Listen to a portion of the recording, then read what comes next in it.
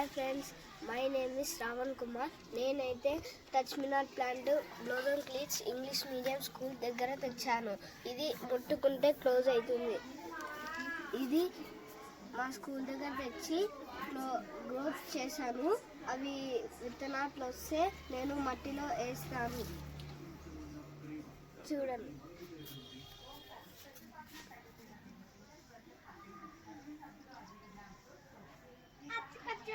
Friends,